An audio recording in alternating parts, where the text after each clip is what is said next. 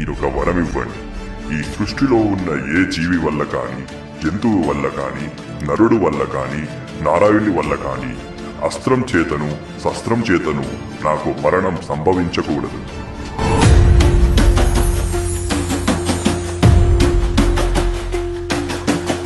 పంచభూతాలు అయిన గాలి, నీరు, నిప్పు, నింగి, నేల నా ప్రయత్నాలని ఆపకూడదు.